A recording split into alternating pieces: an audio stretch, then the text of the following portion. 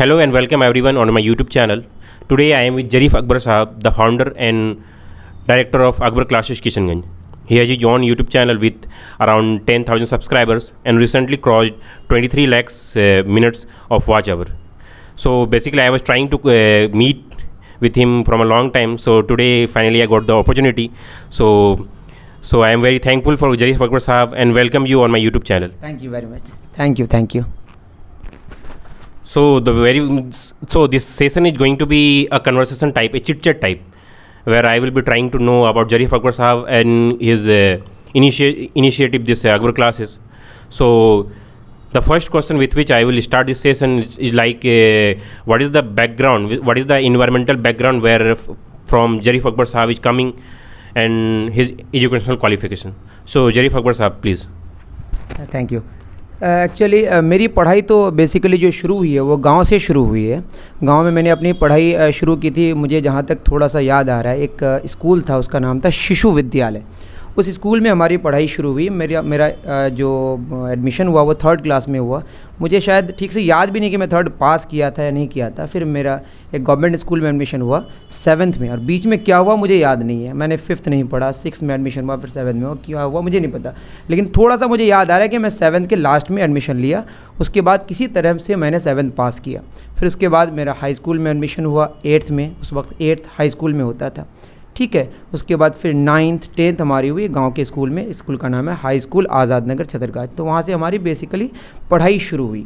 फिर हमारी पढ़ाई उसके बाद 12th के बाद मुझे मौका मिला किशनगंज आने का. तो हमारा जो 11th और 12th जो साइंस है मैंने मैथमेटिक्स बैकग्राउंड लेके किया था, जो कि मेरा एडमिशन था मारवाड़ी कॉलेज किशनगंज में. ये एडमिशन होता है बस, वहाँ पे पढ़ाई नहीं होती है, आप ये जान लें, ठीक है. तो हमारा 11th तो यूं ही ख़राब हो गया. फिर मुझे लगा कि मुझे पढ़ाई अच्छे से करनी चाहिए, तो मैं 12th में थोड़ा अच्छे से पढ़ने की कोशिश की, तो कुछ सीखा हमने. उसके बाद 12th हम जब पास कर लिए तब मैं पीछे की पढ़ाई को समझने की कोशिश की. जो मेरी पढ़ाई पीछे की हुई थी वो रट के हुई थी, समझ के नहीं हुई थी. तो हमारी पढ़ाई थोड़ी उल्टी हुई. पहले मैंने रटा फिर समझा, बट आप ऐसा ना करें, आप पहले समझें फिर रटें, ओके, अगर ज़रूरत पड़े तो ऐसे ही मेरा बैकग्राउंड.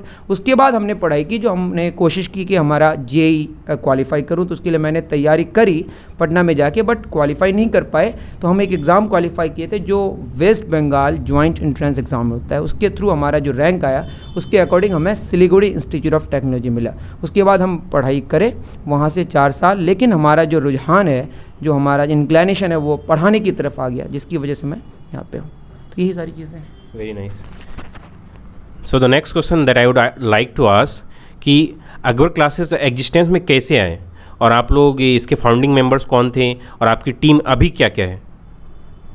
जी सर. तो हमारा क्या है, जब शुरू हमने किया था तो रैंडमली चीज़ें शुरू हुई. तो हमें ये भी समझ नहीं आ रहा था कि नाम क्या रखें. तो हमारे दिमाग में वही जो आता है लोगों का, न्यूटन क्लासेस, आइंस्टाइन क्लासेस. तो कुछ समझ नहीं आया. तो लास्ट में क्या हुआ कि 2 हमारे टीचर्स थे उस वक्त जो हम लोग पढ़ाते थे. हम ही लोग फाउंडर मेंबर थे, मतलब फाउंडर थे, जो भी थे वॉट एवर, सब लोग मतलब ऑल इन वन हम ही दोनों थे. वो थे वासिफ रज़ा सर और मैं ज़रीफ़ अकबर. तो इन दोनों के जो नाम के जो लास्ट का पोर्शन है, जैसे लास्ट का लास्ट है लास्ट नेम है मेरा अकबर है, उनका रज़ा है. तो नाम शुरुआत में हमारा था अकबर रज़ा क्लासेस. ये लोगों को जानकारी में होनी चाहिए. फिर उसके बाद वो अलग ट्रैक में गए, मतलब एजुकेशन लाइन में गए. उनकी नौकरी हो गई जिनकी वजह से वो वक्त नहीं दे पाए. तो मैं सोचा कि ठीक है कि मैं इसे कंटिन्यू करता हूँ, आप नौकरी करें. तो वो अपनी नौकरी में चले गए और मैं इसको शुरू किया. फिर ये अच्छा नहीं लगा कि मैं रज़ा नाम रख दूँ, फिर शायद दूसरे को फिर ऑड लगे, बात समझा ना पाऊँ, जिसकी वजह से मैं वहाँ से रज़ा हटा के बस अकबर क्लासेस को कंटिन्यू किया. तो ये हमारी जर्नी की शुरुआत थी. और अभी जो करेंटली हम लोग 3 लोग वर्क कर रहे हैं, लेकिन हमारे जो एक वन ऑफ द मेंबर्स जो नहीं रह के भी बहुत रह रहे हैं, उनका नाम है डॉक्टर दलीप कुमार बैठा. वो हमारे हमेशा में मतलब हमेशा रहने वाले बंदों में से एक हैं. अभी हमारे इसमें मैं हूँ ज़रीफ़ अकबर, जो कि फ़िज़िक्स और मैथमेटिक्स जूनियर में देखता हूँ, सीनियर में फ़िज़िक्स देखता हूँ. और जो 2 मेंबर्स हैं केमिस्ट्री और बायो देखते हैं, वो हैं हमारे ग़ुलाम यज़दानी सर जो बायोलॉजी देखते हैं, और शेख सरवर सर जो केमिस्ट्री देखते हैं. तो ये हमारी छोटी फैमिली है. ये सर बहुत अच्छा आपने इनिशिएटिव लिया है सर, और अभी भी आप बहुत अच्छा, आप एक्चुअली मतलब अगर अकबर क्लासेस का नाम अगर आता है तो उसमें देखने को ये मिलता है कि ये किशनगंज जो एक ऑर्डिनरी प्लेस है, यहाँ से एक्स्ट्रा ऑर्डिनरी रिजल्ट आ रहा है अकबर क्लासेस से. इस चीज़ के कारण ये अकबर क्लासेस फेमस है. तो नेक्स्ट चीज़ जो मैं आपसे जानना चाहूँगा कि आप यहाँ पर आपके पास बहुत सा फैकल्टीज़ हो सकते हैं, ट्राई भी करते होंगे, क्योंकि आप रिजल्ट आप अच्छा प्रोड्यूस कर रहे हैं. पूरे किशनगंज ज़िले में आपका नाम है। आप अगर बात किया जाए एएमयू के बारे में, अगर बात किया जाए कि ओलंपियाड्स के बारे में, यहाँ पर आप रिमार्केबल रिजल्ट्स आपके हैं। तो आप फैकल्टीज़ को कैसे हायर करने में किस फिलोसफी से बिलीव करते हैं कि फैकल्टीज़ को कैसे हायर किया जाए, और फैकल्टीज आपको कांटेक्ट करते हैं तो आपका कैसा रिस्पांस होता है? बेसिकली क्या है ना कि एक्सपीरियंस तो होता नहीं है किसी को शुरू में अगर एक्सपीरियंस हो जाए तो फ्रेशर कैसे होगा। तो शुरू में हम तो फ्रेशर थे, इसमें कोई शक नहीं है। तो हमने जो चीज़ें शुरू की, धीरे धीरे हम पढ़ने लगे, क्योंकि अभी भी मुझे पढ़ना पड़ता है, ठीक है। बगैर पढ़ाई का आप पढ़ नहीं सकते, आपको पहले पढ़ना पड़ता है तब आप पढ़ाते हैं। तो ये रिसर्च में पढ़ने पढ़ाने के सिलसिले में हमें ये समझ आया कि ज़्यादा इम्पॉर्टेंट पढ़ना नहीं है, ज़्यादा इम्पॉर्टेंट है सीखना। तो हमारा मकसद होता है सिखाना और ख़ुद सीखना। इसी सीखने और सिखाने के सिलसिले में हमें समझ आया कि बच्चों का अगर इम्प्रूवमेंट सही माने में करना है तो जो ट्रेडिशनल पढ़ाई है वो तो बहुत ज़रूरी है, लेकिन उससे ज़्यादा कुछ ज़रूरी है कि ट्रेडिशन से हट के, जैसे मैं अभी आजकल जो बातें करता हूँ बच्चों के टी शर्ट में भी मिलता है कि think out of the box. बहुत ऐसी सारी चीज़ें हैं जो आप बॉक्स के अंदर रह के, मतलब जो ट्रेडिशनली सोचेंगे तो उससे वो रिज़ल्ट आपको हासिल नहीं होगा। तो इससे हट के जब मैं बातें करना शुरू किया तो मैं सर्च किया, जो बड़े बड़े इंस्टीट्यूट्स हैं जो इस्टेब्लिश्ड हैं उसको मैं फ़ॉलो किया। तो उस फॉलो करने से मुझे ये समझ आया कि ओलंपियाड्स एक ऐसी चीज़ है जो कि बहुत आगे उस बच्चे को लेके जा सकता है, अगर उसके थ्रू, उसके अकॉर्डिंग बच्चा पढ़ाई करे। तो बच्चा वो जो think out of the back box है, या हमारा जो टैग लाइन है जो शायद आगे जाके हम डिस्कस करेंगे इस पर, वो इन्हीं चीज़ों से आया।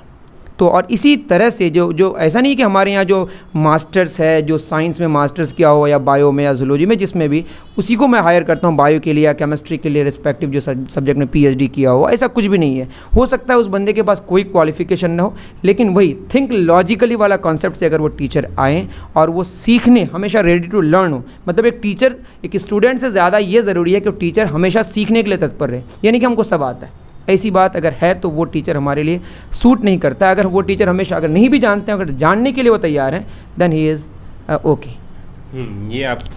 ये आपका माइंडसेट बहुत सही है। इसी जो आप बोल रहे थे, इसी सिलसिले में मैं आपसे पूछना चाहूँगा कि अभी जैसा हमारे इलाके में अभी जैसा एजुकेशन इंडस्ट्री को लेके जैसा ट्रेंड चला हुआ है, उस पर आप क्या कहना चाहेंगे, और आपका क्या स्टैंड है उस पर? आपको वो सही लग रहा है या फिर आप उसमें चाह रहे हैं कि नहीं ये गलत हो रहा है? अब ट्रेंड की बात करें तो ज़्यादातर आप अगर कोई भी फैमिली में जाएंगे तो आपको, मुझे लगता है कि और जो बातें हैं आप कैसे हैं इस पे बात कम होती है। बात इस पे ज़्यादा होती है कि आपका बेटा कहाँ पढ़ रहा है, आपकी बेटी कहाँ पढ़ रही है, नीट की तैयारी कर रही है, जेईई की तैयारी कर रही है, कितने अटैम्प्ट्स हैं।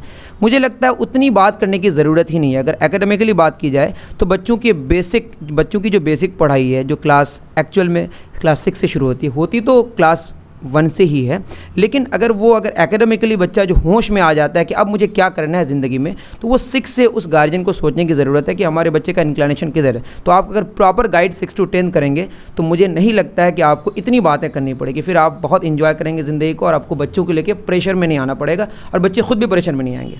हमारे ऐसे एग्जाम्पल्स हैं, जैसे 10 तक मैंने एक बच्ची को पढ़ाया यूट्यूब के थ्रू, उसने 11th 12th किया, किसी कोचिंग में एडमिशन भी था, लेकिन उसका जो मेन फ़ायदा हुआ यूट्यूब से, चूँकि 10 तक उसका बहुत बढ़िया किया हुआ था।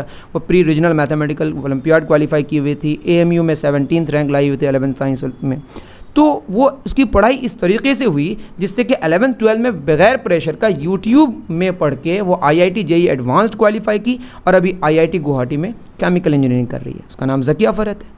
तो ऐसे भी बच्चे हैं, आपको परेशान नहीं होना पड़ेगा, गार्जियंस को भी परेशान होने की ज़रूरत नहीं। बस आप जो शुरू में जो चीज़ है उसको आप अच्छे से पढ़ें। ये नहीं कि 11th में जाके आप प्रेशर में आते हैं उसके बाद आप पढ़ना शुरू करते हैं, जो कि गलत तरीका है। तो वो ट्रेंड से मैं दूर हूँ। ये सर बहुत अच्छी आप पहल कर रहे हैं, और ये मैं बेसिकली ये पूछना चाह रहा था कि आप अपने आप को कैसे डिफ्रेंशिएट करते हैं with respect to coaching centres that are ongoing in our area. अपने आप को कैसे डिफ्रेंशिएट करते हैं कि नहीं we are doing something different from them and we are doing something great. Actually आप देखेंगे रिसेंटली हमने चीज़ों को समराइज़ किया है अकबर क्लासेस का, उसमें USP आई थिंक उसका जो फुल फॉर्म है यूनिक सेलिंग प्रोपोजिशन या यूनिक सेल पॉइंट होता है कुछ इस तरीके का। उसमें हमने मेंशन किया है कि हमारा USP है क्या, ठीक है। तो USP में हमने लिखा है सारी चीज़ें कि हम लोग किस पे बात करते हैं। सबसे पहला डिफ्रेंसिएशन, हम लोग ओलंपियाड्स पे प्रॉपर वर्क करते हैं। इसमें कोई शक नहीं है कि हमसे ज़्यादा हमारे जो फैकल्टी मेम्बर्स हैं, इनसे ज़्यादा से ज़्यादा टैलेंटेड यहाँ टीचर्स मौजूद हैं किशनगंज में।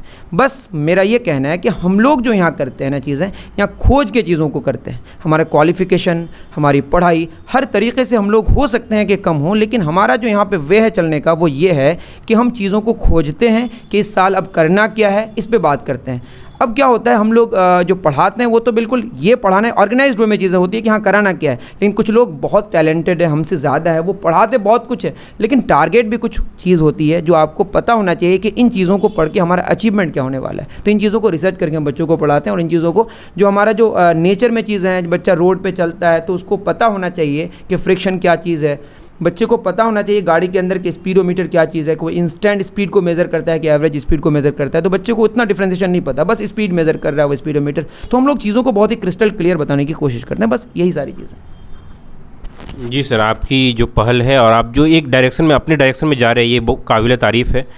नेक्स्ट थिंग जो मैं आपसे जानना चाहूँगा कि आपकी एज क्या है, क्योंकि आप और ये आप कैसे टीचिंग इंडस्ट्री में कैसे आए, और आपको कभी सोचने को ऐसा नहीं लगा कि टीचिंग इंडस्ट्री में जा रहे हैं तो जो हर एक एज जैसे कोई अगर कोई भी बच्चा क्रॉस करता है 20 या 18 ईयर्स क्रॉस करता है तो कहीं ना कहीं एक फाइनेंशियल इंडिपेंडेंस का एक दिमाग में कीड़ा सा आ जाता है। वो कीड़ा एक्चुअली वो कीड़ा जेन्युइन कीड़ा भी होता है, तो वो कहीं आपको नहीं लगा कि टीचिंग इंडस्ट्री में आके क्या वो हम अचीव कर पाएंगे? हाँ, यहाँ तक बात है फाइनेंस की, जो बहुत सख्त ज़रूरत है उसकी, उसके बिना आप तो कुछ भी नहीं कर सकते। लेकिन मुझे लगता है कि आप जो काम करते हैं, और इस ज़माने में ख़ास करके, इससे पीछे वाले ज़माने में कुछ ऐसे इंडस्ट्रीज़ थे ख़ास करके पढ़ाने में या और पोइट्री वगैरह में, इन सारी चीज़ों में क्या था कि आपके पास जो फाइनेंशियल जो प्रॉब्लम है वो सॉल्व उससे बहुत ज़्यादा नहीं हो पाता था। बट इस ज़माने में तो मुझे नहीं लगता है कि कोई ऐसा प्रोफेशन है जिसमें आप वर्क करें, अगर आप उसमें वो आपका हॉबी भी अगर है, उस हॉबी को भी आप यूटिलाइज़ करके आप फाइनेंशियली इंडिपेंडेंट हो सकते हैं। तो वो मसला ही नहीं है ज़माने में, आप अपना काम करते जाएँ। और जहाँ तक बात रही, जैसे लॉकडाउन हुआ तो बहुत सारे लोग सर्वाइव नहीं कर पाए, तो उसके लिए बहुत दुख भी है। लेकिन ठीक है, बहुत सारे लोग कोशिश भी किए तब भी हार गए, लेकिन हमने कोशिश की। हमारी शुरुआत थी यूट्यूब चैनल की, जो कि मैं बहुत मुश्किल दौर से गुजर रहा था। आप अगर एज अ सब्सक्राइबर्स की बात करें तो बहुत ज़्यादा तो हमारा नहीं है। स्टिल हमारा जो अचीवमेंट है वो ये है कि इंडिया में जो बेंगलोर, दिल्ली, मुंबई, जो बड़े बड़े शहर हैं, वहाँ से बच्चे हमारे तो पढ़ते ही हैं, और बाहर के भी बच्चे हमारे पढ़ते हैं, जैसे ओमान, अमेरिका। ठीक है, तो बात यह है कि जहाँ तक फाइनेंशियल इंडिपेंडेंस की बात है, अगर आप काम करते जाते हैं तो बीच में जो ऑब्स्टेकल आता है या कहीं पे रुकावट आती है, जो भी चीज़ें आती हैं वो आप करते जाएंगे ना, तो वो रुकावट ख़त्म होती जाएगी, और ये ज़िंदगी ऐसी ही चलती है। फाइनेंशियली इंडिपेंडेंट, इसमें कोई शक नहीं है, लेकिन आप कहेंगे कि आप रुक गए और फाइनेंशियल इंडिपेंडेंट आपका रह जाएगा, ऐसा कुछ भी नहीं है। आपको चीज़ें करते जानी है, और वो फाइनेंशियल इंडिपेंडेंस, वो मतलब फाइनेंस आपका आराम से चीज़ें होती जाएंगी। मतलब आपको पैसे की जो समस्या है वो ख़त्म हो जाएगी अगर आप क्या करें, अपने काम को ईमानदारी से करें, जो कि मैं कर रहा हूँ। बहुत सही कहें जरीफ साहब, जैसे कि आपने पैसन के साथ अपने जो पैसन था, पैसन को एक ईमानदारी के साथ फॉलो किया, और अभी जो भी है बहुत कुछ है किशनगंज में। और मैं नेक्स्ट थिंग जो आपसे जानना चाहूँगा कि आपका टैगलाइन है अकबर क्लासेस का, we train our students think logically. इससे मुझे तो समझ में आ रहा है, लेकिन what actually you mean, please say to our viewers. Actually अगर देखा जाए तो पीछे के क्वेश्चंस में मैंने इसका आंसर दे दिया है। मैंने कहा था कि जो चीज़ें हैं, हम कहते हैं कि पढ़ाना ज़्यादा इंपॉर्टेंट नहीं है, पढ़ना ज़्यादा इंपॉर्टेंट नहीं है, ज़्यादा इंपॉर्टेंट है सीखना। तो मुझे लगता है इसमें ये आंसर छुपा हुआ है। तो बात ये है कि कोई चीज़ आप पढ़ते हैं, कोई भी टॉपिक, इसका मतलब ये नहीं, आप जैसे ये तो नहीं है कि आप वाटर के बारे में पढ़ रहे हैं कि वाटर को रोकना, मतलब वाटर आप बेमतलब का जो पानी है वो खर्च ना करें। ये बात आप कहाँ पे पढ़ते हैं? ये किताबों में पढ़ते हैं। इसका मतलब ये नहीं घर पे जाके मोटर चल रहा है और मोटर चला हुआ है और पानी गिर रहा है, इसका मतलब है उसको ध्यान ही नहीं दे रहे हैं। आप पढ़ कुछ और रहे हैं, कर कुछ और रहे हैं, तो ये चीज़ें नहीं होनी चाहिए। तो जो चीज़ें आप पढ़ते हैं किताब में वो आप कनेक्ट करें अपनी ज़िंदगी में, यही है लॉजिक। प्रॉपर मीनिंग आपका फोकस है स्टूडेंट को एक स्टूडेंट को एक प्रॉपर सिटीजन कैसे बनाया जाए, और एक स्टूडेंट को एक एक्टिव पर्सन कैसे बनाए, ये आपका मोटिव है, जो बिल्कुल ही मतलब बहुत सही है कि ये कुछ ऐसा नहीं है कि बच्चा को बस रटा के एग्ज़ाम पास कर दिया जाए, तो इससे वो एक रट्टू तो बन जाएगा, एग्ज़ाम में अच्छा क्वालिफाई तो कर लेगा, लेकिन वो एक वर्ल्ड को या फिर एक इस अर्थ को एक अच्छा सिटीजन नहीं दे पाएगा जो सिटीजन होना चाहिए। इसके बाद मैं आपसे पूछना चाहूँगा कि ये अकबर क्लासेस के बारे में आप बताइए, और अकबर क्लासेस पे अभी आप करंटली किन किन डोमेन्स में फोकस करते हैं, और आपकी क्या एक्सपर्टीज़ है in terms of exams and competitions? हमारा एक्सपर्टाइज़ जहाँ तक है बात, वैसे हम लोग जो कोशिश कर रहे हैं कि हमारा जो क्लास 6 से क्लास 12 तक जितनी सारी चीज़ें हैं मैथमेटिक्स और साइंस को लेके, उससे आगे भी बढ़ना चाहते हैं। बट इस सेशन तक तो हमारी चीज़ें आगे बढ़ी नहीं है। लेकिन हम लोग चाहते हैं जितने सारे टैलेंट सर्च एग्जामिनेशंस होते हैं पूरी दुनिया में इंटरनेशनल लेवल पे, और जो बहुत सारे और भी टेस्ट्स होते हैं, और उसके बाद जो 12th की बात करें, उसके बाद जो टेस्ट होता है नीट जेई, इसके बीच में और भी टेस्ट्स होते हैं जो ओलंपियाड्स के ही कैटेगरी में आता है, उसको बोलते हैं KVPY, किशोर भारतीय वैज्ञानिक प्रोत्साहन योजना। उसके बाद NTS या नेशनल टैलेंट सर्च एग्जामिनेशन। इन चीज़ों पे जिस पे लोग बात कम करते हैं, जिस पे आप समझ जाएं कि अगर फाइनेंशियली देखा जाए उसमें फ़ायदा नहीं है, ठीक है, लेकिन उस पर बात करना ज़रूरी है जिससे बच्चों को फ़ायदा होगा। वहाँ पे बच्चों को ज़्यादा फ़ायदा होगा, हमें कम फ़ायदा होगा। तो इन सारी चीज़ों पे हम लोग बात करना चाहते हैं। लेकिन जहाँ तक नीट और जेई का सवाल है, उस पर हम लोग बहुत वर्क कर रहे हैं, उसके लिए थोड़ा वक्त लगेगा। लेकिन हमारा जो ओलंपियाड सेक्शन है वो बहुत मजबूत है, वो इतना मजबूत है कि इंटरनेशनल लेवल तक वो टच करता है। करंटली आप जिन जिन एग्ज़ाम्स का प्रिपरेशन कर रहे हो वो उनका एक बार प्रॉपर नाम बताएं, सो दैट जो बच्चे इस वीडियो को देखेंगे वो आपसे इसके रिगार्डिंग कांटेक्ट कर लें, ऑफलाइन या फिर ऑनलाइन आपके यूट्यूब चैनल के थ्रू। करंटली जो जिन इन एग्ज़ाम्स का प्रिपरेशन करवा रहे हैं वो एक प्रॉपर एक नाम बता दीजिए। प्रिपरेशन तो हम लोग अलग से जो 1 महीने 2 महीने का क्रैश कोर्स है उससे हम लोग उसमें नहीं करते हैं, बहुत कम ही करते हैं, ज़रूरत पड़ने पे करते हैं। लेकिन हमारा जो रजिस्टर्ड इंस्टीट्यूट है वो कराते तो हैं हम लोग प्रिपरेशन, साथ साथ में जो पढ़ाते हैं वो रजिस्टर्ड इंस्टीट्यूट के बारे में बताना चाहता हूँ। उसका नाम है सबसे ज़्यादा हमारे साथ जुड़ा हुआ, उसका नाम है साइंस ओलंपियाड फाउंडेशन। इसके बारे में शायद आप जानते ही होंगे, बहुत फेमस है। उसके बाद बहुत एक और ऑर्गेनाइजेशन है जो बहुत ही फेमस है, उसका नाम है यूनिफाइड काउंसिल। इसमें अभी करंटली हम लोग मैथमेटिक्स और साइंस पे बात करते हैं, लेकिन ये मत समझिए बस मैथ साइंस की बात करते हैं हम लोग और भी डिफरेंट सब्जेक्ट्स हैं उसके भी बारे में बात करते हैं। और एक है जो करंटली हमने रजिस्टर किया है, सिल्वर जोन फाउंडेशन। और एक जो रजिस्टर्ड तो नहीं है, लेकिन मैं चाहता हूँ कि जो लोकल बच्चे हैं जिसको जानते हैं, क्योंकि हिंदुस्तान पेपर आपके घर में आता होगा, हिंदुस्तान ओलंपियाड्स, उस पर भी हम लोग वर्क करते हैं। जो कि हमारे 2 बच्चे हैं जो लगातार 9th में एक बच्चा हमारा पूरे बिहार में टॉप किया, और वो बिहार का ही टेस्ट होता है, तो वो समझ जाइए कि वो इंटरनेशनल टॉपर है, मतलब पूरी दुनिया का टॉपर है। और दूसरा जो 10 में एक बच्चा क्वालिफाई किया जो हिंदुस्तान ओलंपियाड में टॉप किया। तो ये 4 ओलंपियाड्स हैं जिसको लेके मैं चलना चाहता हूँ। एक है हमारा science olympiad foundation, unified council, silver zone foundation, और एक एक्स्ट्रा मैंने बताया जो कि बिहार के अकॉर्डिंग चीज़ें अगर बात करें तो वो फेमस है, वो हिंदुस्तान ओलंपियाड्स। इसके अलावा AMU का 11th साइंस पे भी हम लोग फोकस करते हैं, वो एक अच्छा पेपर है। NTS या national talent search examination, KVPY हमने कराया नहीं, but we are trying our best कि वो भी हो। वो 3 लेवल्स में 3 तरह से होता है, ऐसे SX SB, उस पर मुझे रिसर्च खुद करना है।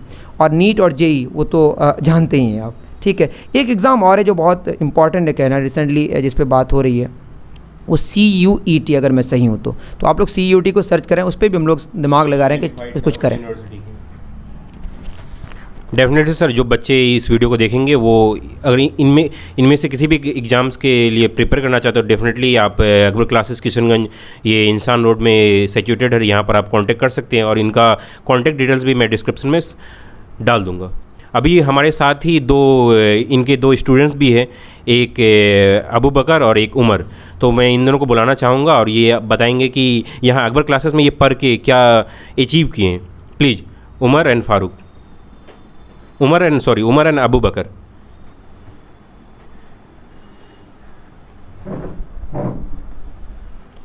Your achievement. Hello everyone, I am Abu Bakar Siddique और मैं अभी अपने अचीवमेंट्स डिस्क्राइब करने जा रहा हूँ। सबसे पहले मतलब हमारा सफ़र अकबर क्लासेस के साथ शुरू हुआ था क्लास 7 में।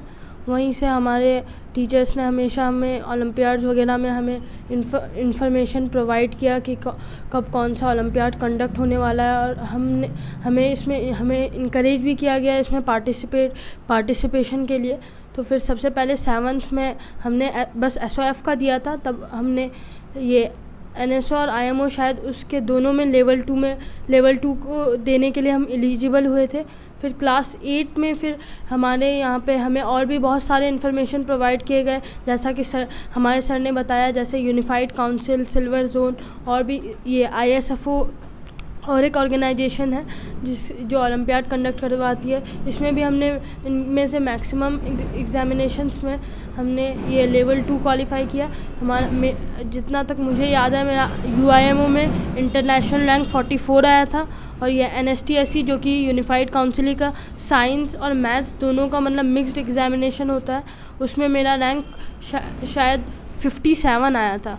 और फिर ये जो HBCSC के ज़रिए जो कंडक्ट किया जाता है ओलंपियाड्स, जिनका भी रीनेम हो गया है, उन्हें IOQ कहा जाता है, इंटरनेशनल ओलंपियाड क्वालिफायर। वो डिफरेंट सब्जेक्ट्स के लिए अवेलेबल होता है। जैसे कि अगर आप 8th 9th या 10th में हैं तो फिर आप IOQM या फिर IOQJS भी दे सकते हैं, और IOQP और IOQC और IOQB और IOQA, ये डिफरेंट ओलंपियाड्स हैं जिनको ये HBCSC कंडक्ट करवाती है। तो हमने क्लास 8 में हमने IOQM की तैयारी की थी। उस वक्त IOQM एग्ज़ाम का कोई नाम नहीं था। उस वक्त इस एग्ज़ाम को PRMO कहा जाता था, और इसमें बहुत सारे डिफरेंट स्टेजेस थे। हमने अल्हम्दुलिल्लाह PRMO को क्वालिफ़ाई करके हमने RMO दिया। इसमें भी RMO को भी क्वालिफ़ाई करके हमने फिर INMO दिया, और फिर मतलब हम INMO तक ही, मतलब हम फिर उसके आगे वाले स्टेज में हमारा फिर नहीं हो पाया। हमने जो RMO क्वालिफ़ाई किया था उसके वजह से हमें फिर एक 10 दिन का कैंप के लिए भी हम एलिजिबल हुए थे। और फिर इसके अलावा फिर 9th में, तो ये जब हम 9th में थे तब यहाँ पे लॉकडाउन का टाइम था, तब हमने ज़्यादा ओलंपियाड्स दिए नहीं थे। बस SOF का ही हमने ऑनलाइन ओलंपियाड दिया था, लेवल 1 एंड लेवल 2।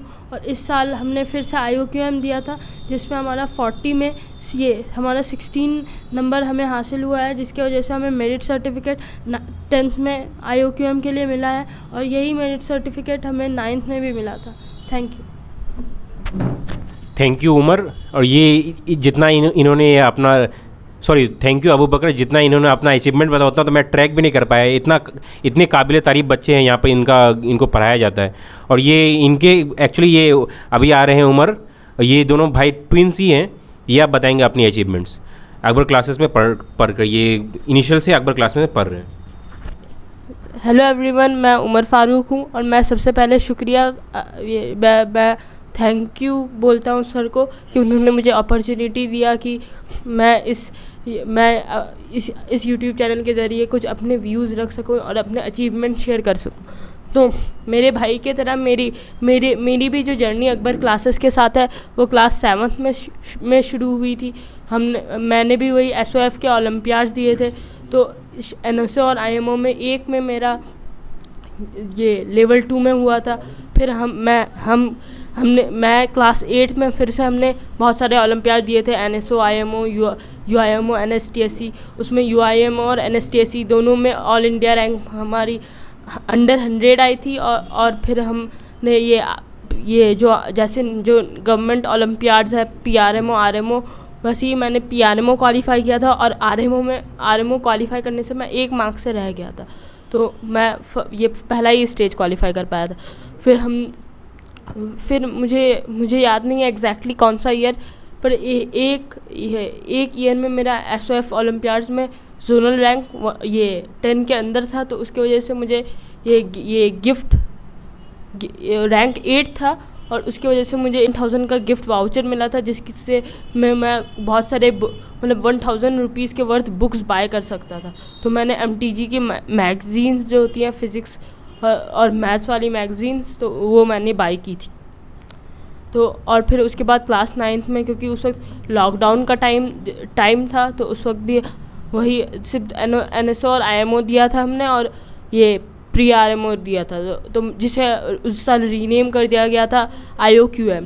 तो उस साल हमें मेरिट सर्टिफिकेट मिला था, पर उस वक्त हमारी जो परसेंटेज मार्क्स थी वो बहुत कम आई थी। फिर हमने इस साल करीब ऑलमोस्ट 50% मार्क्स स्कोर कर लिया था, 16 आउट ऑफ 40 ऑलमोस्ट, मतलब थोड़ा सा रह गया था कुछ माइनर मिस्टेक्स की वजह से। तो और फिर हमारा मतलब इस दोनों साल 9th और 10th में हमें मेरिट सर्टिफिकेट मिला था। तो यही है मेरी अचीवमेंट्स, और मैं अकबर क्लासेस का बहुत शुक्रगुजार हूँ कि उन्होंने मुझे इस काबिल बनाया है कि मैं ये सब अचीवमेंट्स हासिल कर सका। Thank you sir. Thank you Umar, and all the best both of you. तो ये आप देख सकते हैं कि ये सिर्फ 2 है, बाकी ऐसे हज़ारों बच्चे हैं जो अकबर क्लासेस से पढ़ के बहुत अच्छे अचीव किए, बहुत अच्छे अचीव कर रहे हैं। अब मैं फिर से जरीफ अकबर साहब को बुलाऊंगा कंटिन्यू करने के लिए। ये 2 बच्चे थे जो अभी मुझे मैं इनके कोचिंग में मिल पाया इनसे। मैं आगे आप कंटिन्यू करते हुए जरीफ अकबर साहब से पूछूंगा कि आपको ऐसा नहीं लगता है कि जैसे आप एक कोचिंग चला रहे हैं और आप कोचिंग में आपका एक मिशन है कि we train our students to think logically, तो आपको ऐसा नहीं लगता है कि आप कोचिंग में जो मिशन को जो जिस लेवल पर कंट्रीब्यूट करें मिशन के टुवर्ड्स, वो आप एक अपना एक डिफरेंट मैथोडोलॉजी का स्कूल खोल के ज़्यादा कंट्रीब्यूट कर सकते हैं? क्या आपका क्या व्यू है इस पर? इसमें कोई शक नहीं है कि अगर स्कूल हमारा होता तो इससे ज़्यादा हम कुछ कर सकते थे, क्योंकि स्कूल में बच्चे 7 से 8 घंटे रहते हैं। तो जहाँ पे एक बच्चा 7 से 8 घंटा रहे तो सोचिए आप उनके लिए क्या क्या नहीं कर सकते हैं। लेकिन हमारी कुछ लिमिटेशन है। क्या है कि स्कूल के कुछ टर्म्स एंड कंडीशन है, अगर आप रजिस्टर करना चाहते हैं तो बहुत बड़ी बात है वो।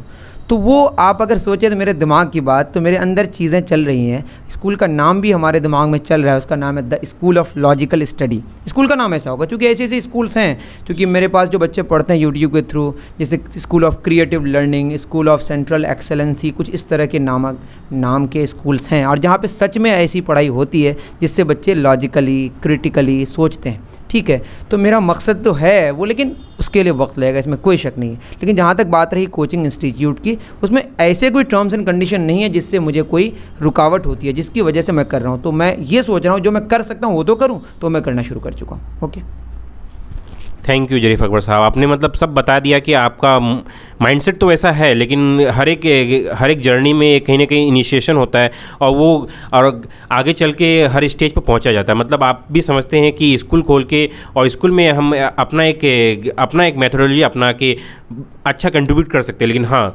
आप अपने टीम के साथ प्रॉपर ग्रो कर रहे हैं और कहीं ना कहीं वो भी इंशाल्लाह आप वो करेंगे। इसके बाद मैं पूछना चाहूँगा कि अभी आपके एट प्रेजेंट आपके सोर्सेज ऑफ इनकम क्या है? अगर आप कंफर्टेबल हो तो बताइए, मतलब बस कि आपके sources of income, is this the coaching is the only और from anywhere else you are developing? इसमें तो कोई शक नहीं है कि मैं मेरा जो 90+% जो वक्त है वो तो मैं अपने कोचिंग इंस्टीट्यूट पे लगाता हूँ, तो मुझे ऑब्वियसली यहीं से रेवेन्यू जनरेट करना पड़ेगा। तो मेरा जो वही जितना मैं लगाता हूँ यहाँ पे टाइम, उतना जो हमारा रेवेन्यू है वहाँ से क्रिएट होता है। थोड़ा सा मैं अब जो पहले तो बहुत ज़्यादा लगाया था, लॉकडाउन में 100% में लगा दिया था अपने यूट्यूब चैनल पर। वो जो आप देख रहे हैं 800+ वीडियोज़ हैं, जो कंटेंट है, आप देखेंगे तो आपको खुद लगेगा। ठीक है, तो बात यह है कि हमारा रेवेन्यू यहाँ से जनरेट होता है और इतना होता है कि हमारी फैमिली चल जाती है। बात यह है कि बहुत ज़्यादा पैसे का जो होता है ना, कि बहुत ज़्यादा पैसे के पीछे भागना, ऐसा मेरी आदतों में शामिल नहीं है। ठीक है, हाँ, लाइफ स्टाइल अच्छा होना चाहिए, अगर अच्छा होगा तभी आप दूसरे को मोटिवेट कर सकते हैं। तो उसके लिए हम अर्न करते हैं और रेवेन्यू हमारा यहीं से जनरेट होता है मेनली। और जो थोड़ा रेवेन्यू होता है वो यूट्यूब से शुरू हुआ है, जो कि ठीक ठाक हो रहा है, बट वो हमारा मेन सोर्स ऑफ इनकम अभी तक नहीं हो पाया। बहुत अच्छी माइंडसेट है आपकी। नेक्स्ट थिंग जो मैं आपसे पूछना चाहूँगा कि आप अपनी लाइफ की कोई स्ट्रगल शेयर करना चाहेंगे व्यूवर्स के साथ, जिससे व्यूवर्स को कुछ मोटिवेशन मिले? कोई स्ट्रगल?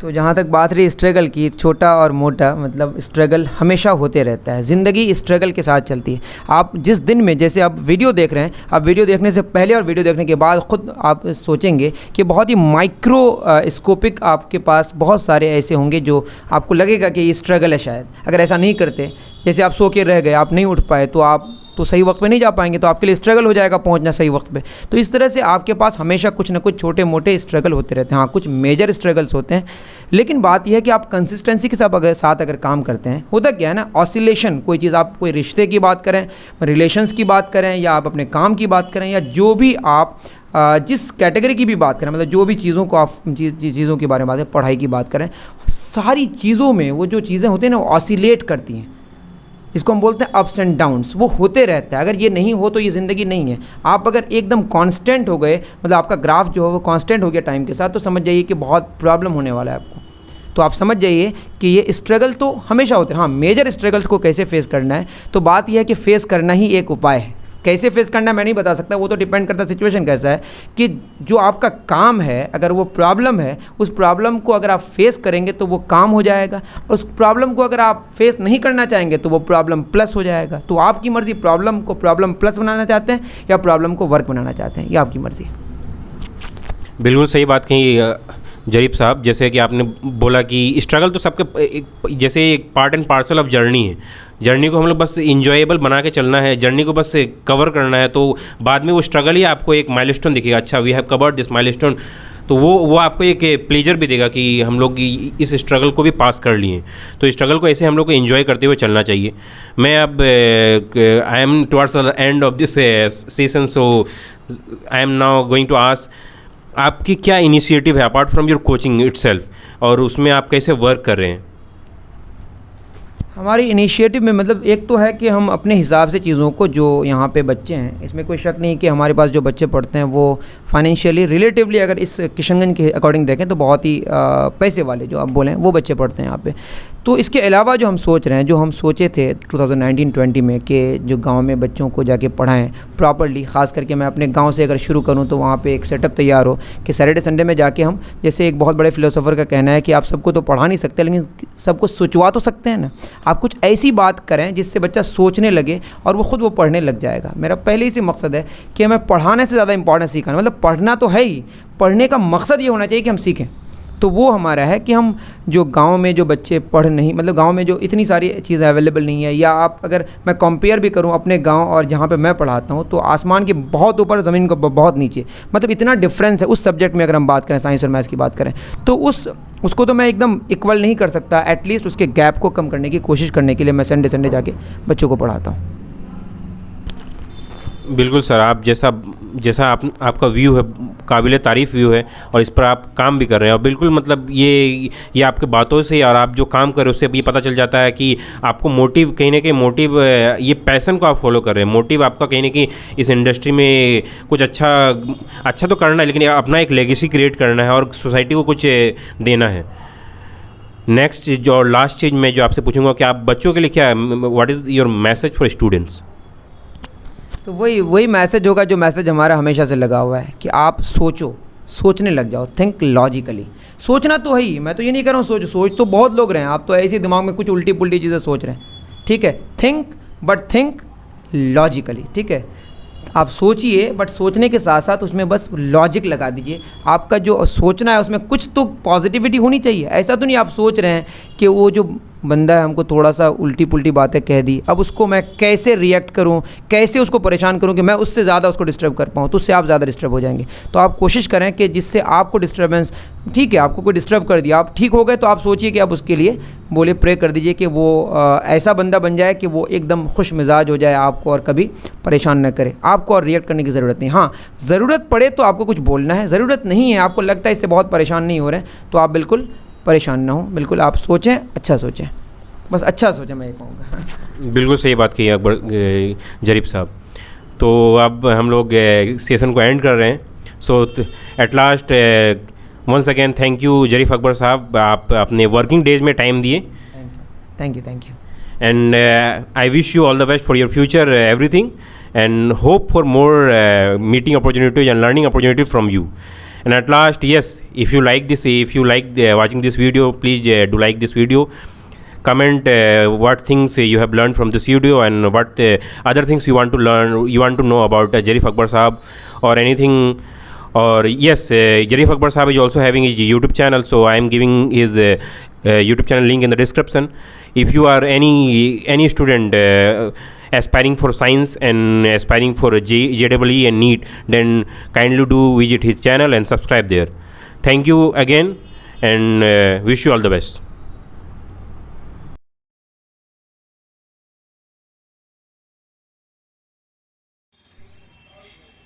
ये है Akbar classes situated at Kishanganj. अब चलते हैं इसके अंदर।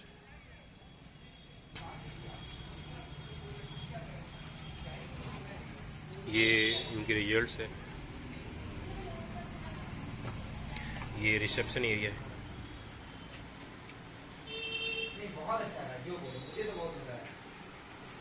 ये खुद अकबर साहब, से हाय।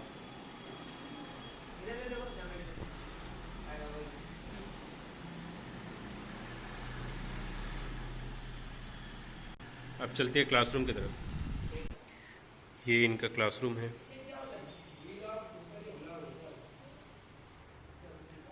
और भी क्लासरूम इस साइड है। कम बच्चों को लेते हैं और बेहतर पढ़ाते हैं। और भी क्लासरूम्स आगे हैं।